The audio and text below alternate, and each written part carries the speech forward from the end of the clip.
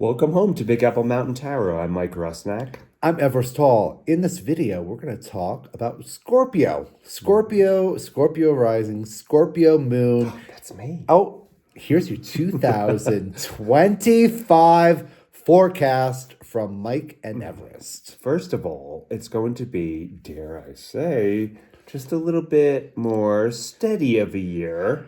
Don't hold us. I know. Don't hold me to that, please. But knowing Scorpio's penchant for the dramatic, More it's than up to make you. up for it somewhere. Yeah, it's up to you. You'll make up for it. But all in all, it's a fairly mellow year. The major transits of the year aren't really affecting you. We're going to start with your ruler, Mars. the god of war. The god of war. Mars will transit Scorpio from the 22nd of September to the 4th of November. Get stuff done. Yes, Venus will transit from the 6th of November to the 30th of November. Okay. Okay, and then Mercury transits Scorpio twice this year. First from the 6th to the 29th of October. Then it goes retrograde. Right. Review, retrograde. Yes. All the R's. And then the second round is from the 19th of November to the 11th of December. So whatever is learned, understood, or realized during the 6th to the 29th of October, just put a pin in that because that may be right up for review. Yeah. Just 2 weeks after that. And you're going to have Mars, your ruler, in your sign from the 22nd of September to the 4th of November. So you're going to be very active in getting things done, but there is that little retrograde in there. Yeah. So be aware. Be aware. Your full moon happens on the 12th of May. And this full moon is loosely conjunct Uranus with Saturn-Neptune conjunct in a square to Jupiter. So, possibility for shock. Yes. But you've had this Uranus opposition with you for many a year. So it's not going to be a big surprise. It's not going to be that much of a jolt. And being Scorpio, you're fairly dynamic, so you can deal with, things being thrown at you. The second lunation, the Scorpio new moon, happens on the 20th of November. And this is opposite Uranus. Uranus will have backed into Taurus again.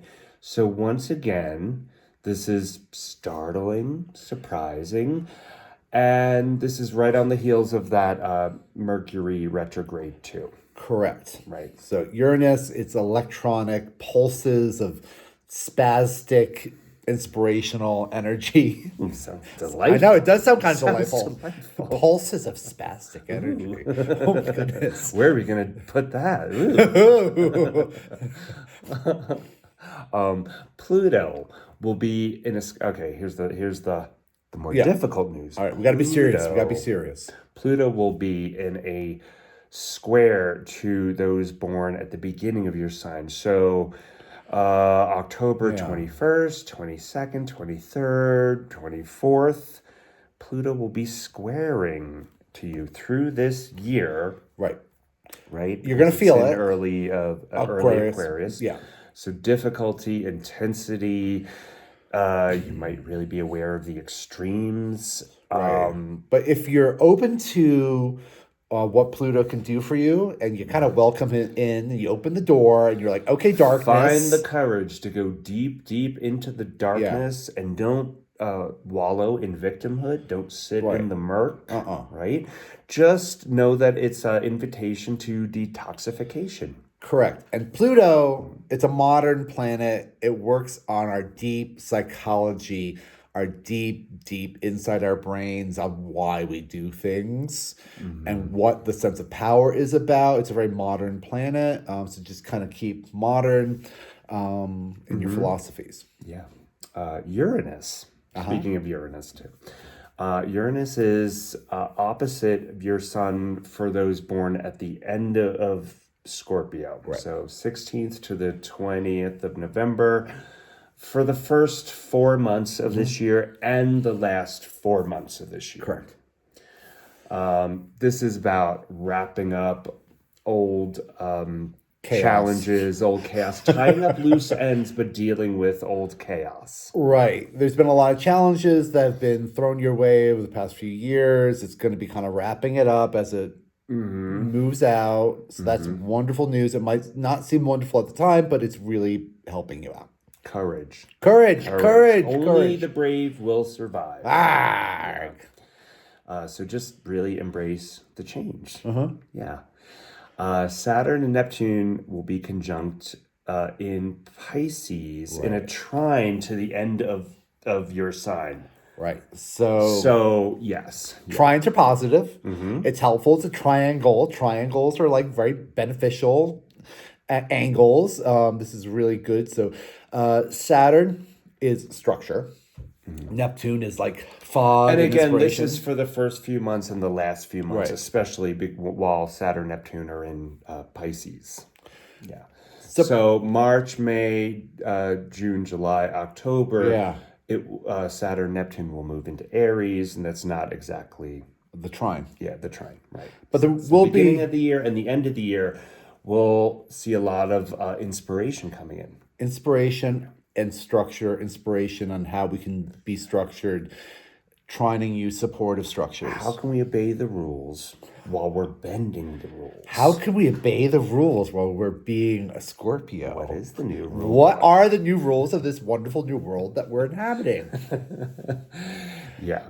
And these changes are mostly in the subconscious or the unconscious realms, right? Because this is about Neptune, Pisces. It's about dreams and spirituality and water and emotions and daydreams, hallucinations, inspirations, intergalactic messaging, epiphanies. Yeah. Epiphanies, like what that, like, oh my God, that epiphany moment where it just kind of comes into your brain and you're like, whoa. And because you've been so open to Pluto and you've been kind of open to change and open to all of this deep psychological work, it's going to come so easy.